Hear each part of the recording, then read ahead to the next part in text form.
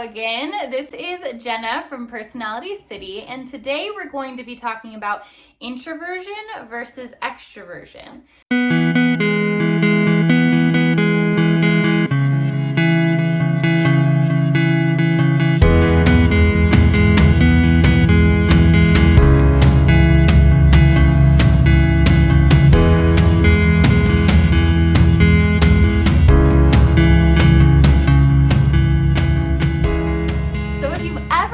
If you're an introvert or an extrovert, this video should hopefully clarify it just a little bit more. So introversion versus extroversion is the first dichotomy within the Myers-Briggs system. So if you've ever taken a Myers-Briggs test, you might be obsessed with it, or you might be kind of on the surface level still. Maybe you took a test as part of a career assessment in college, which is what most people do, and you got 4 letters. You can't even really remember what those letters were or what they meant. You just knew it was, A, B, C, and whatever it was. So the first dichotomy within Myers-Briggs system looks at introversion versus extroversion. So Carl Jung developed Myers-Briggs in the system, and it was Isabel Briggs-Myers and Catherine Briggs who developed it together to really help create an easier roadmap into Jung's kind of dense psychological theories. So they created the Myers-Briggs system as we know it today with those 4 letters so that we can find out what our cognitive functions are in a little bit more of an accessible way that's easier than just diving straight into those.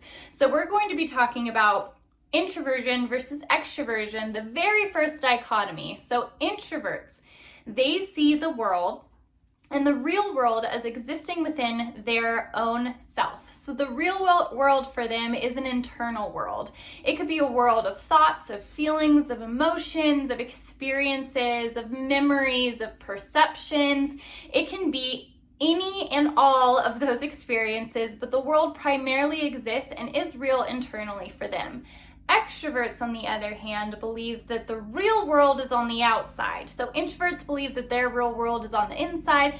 Extroverts believe that their real world is on the outside. So that means that the real world consists of the people that are around them, the experiences that are happening in real time, the thoughts and arguments and debates they can have with other people, the real life events, places they're going, things they're seeing, anything that they can experience and interact with, either conversationally or experientially in the outside world. That for them is where the real world exists. So first you got to kind of ask yourself, do you tilt a little bit more to your internal world, or do you tilt a little bit more to the external world? Maybe one of those will feel right off the bat as resonating with you, but you might still be on the fence, and don't worry, there's more to it than that.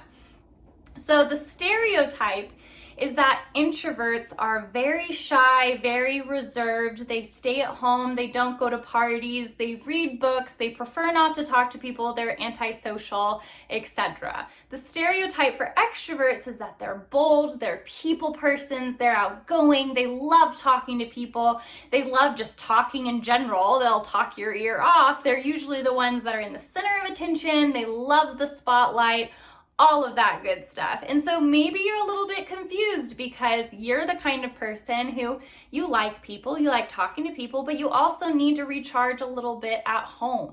So usually introversion versus extroversion is described as energy sources. So you might have heard this one before, which is very true, that introverts receive their energy primarily from alone time, whereas extroverts primarily receive their energy from interacting with the outside world. Now, maybe you'll know for sure based on that where you receive your energy, but it may not be as clear because sometimes you need to spend time in the outside world, right? All people do. And sometimes you need to spend time in the internal world by yourself, away from people. Everyone does. Now, with cognitive functions, we can dive into that in some future videos, but your very first cognitive function. So cognitive function is just a fancy way of saying basically a preference or a world in which your brain is living.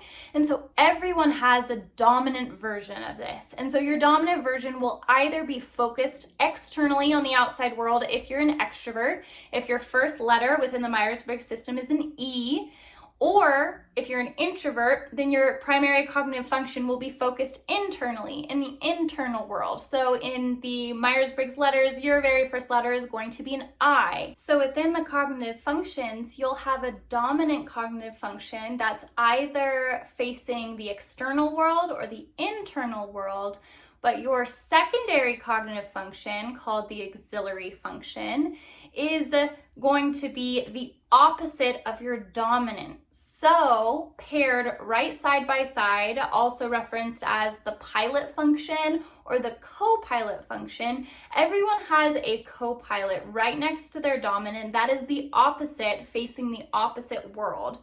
So without this, we would be very one-sided creatures, either existing only internally within the world of our own thoughts, emotions, feelings, and experiences and memories, or we would be totally unbalanced the other way and existing only in the external world of experiences and debates and conversations, and we would be totally one-sided. So because of this, we're actually very well balanced because we have a dominant function that is focusing on the one world, and we have a co-pilot function that is helping us see into the other world. So in terms of whether you are an ambivert or not, that is a very kind of buzzword right now within the typing community. Ambivert refers, if you've never heard it before, refers to a person who is both an introvert or an extrovert. So if you believe you're an ambivert, I want to tell you that you're both right and you're wrong. You are an ambivert, but so is everyone. Everyone is an ambivert, but if you feel as though that you strongly identify as an ambivert, saying, no, I really am very evenly split between an extrovert function and an introvert function, or vice versa, you feel like you're very equally balanced, then that could just mean that your dominant function and your auxiliary function, your pilot and your co-pilot, are pretty equally balanced, and you have a really strong co-pilot. So you feel as though that you can adapt to both worlds very well. Or it could mean that life circumstances forced you into the one that isn't your natural preference. And so you've kind of learned to fake it until you made it in various aspects of your life. Either you're an introvert who has been forced to perform as an extrovert, so you feel as though you kind of tilt into that a little bit more strongly than you naturally would. Or vice versa, you could feel as though you are an extrovert who has entered into kind of an internal introvert preferenced field in your career or in your life circumstances. And so that makes you feel like you preference introversion a little bit more than you naturally would. So there are no ambiverts out there in the world, and there are only ambiverts out there in the world, because everyone has both extroversion as a cognitive function and introversion as a cognitive function. For those who believe very strongly that they're an extrovert or believe very strongly that they're an introvert, it could just mean that their dominant function really is playing a dominant role. So with that in mind, I would just phrase it in terms of, where do you see if you could be the complete and total master of your schedule? Because I know a lot of us are not necessarily the master of our schedule in terms of we have to go to a certain job. The job requires certain things of us that aren't necessarily in our preference, and we have to do those things, whether or not we want to do those things or whether they're our strengths or not. So unfortunately, most of us are existing in a world that aren't catering to our strengths, but they're requiring us to develop our weaknesses. But if you are living in a world where you can completely, wave a fairy wand and you could determine how much of your time precisely you were spending in the external world and how much of your time you're precisely spending in the internal world, would you spend 80% of your time where? Would you spend it alone, or would you spend it with people? Because I've noticed personally that most extroverts believe that they're introverts because they recognize that they need some time alone, which is totally normal, totally human. You do need some time alone.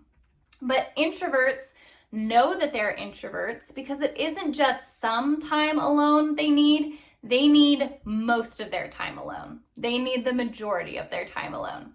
So in my experience, when it comes to confusion between extroversion and introversion, it isn't introverts believing that they're extroverts the majority of the time. It is actually extroverts believing that they're introverts the majority of the time. Extroverts recognize that they need some time alone. They thrive in the external world, but they don't necessarily notice that they're thriving in the external world, or that there is an entire, 50% population that is completely dreading the external world, whereas they are surviving and thriving within it.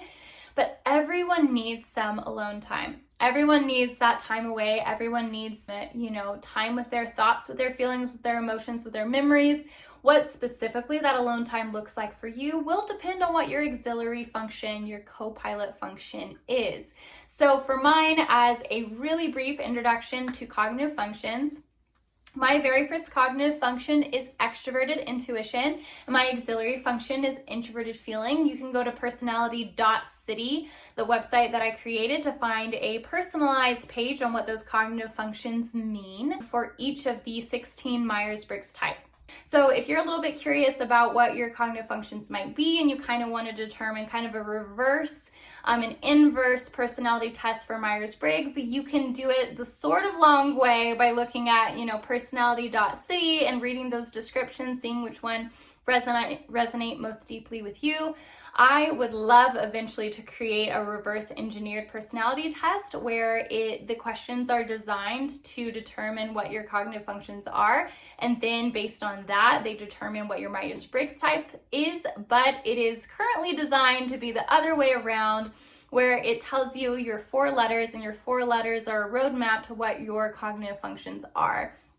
So that is the difference between introversion and extroversion. I hope that clarified things just a little bit for you. If you have your own experiences with how you determined whether you were an introvert or an extrovert, please feel free to leave a comment below and share with the typing community that is growing on this channel what your experience was with determining whether you were an introvert or an extrovert or an ambivert. However you identify, go ahead and share your experience if you feel comfortable to do so. If you have a more long-winded question or explanation that you would like to provide, or potentially even see featured on a future video, please feel free to email personalitycity@gmail.com, where I will personally read through and answer those questions as are applicable. So thank you so much for watching this video. Remember to turn on bell notifications to receive updates on when these videos are posted. They will be posted for now every Monday,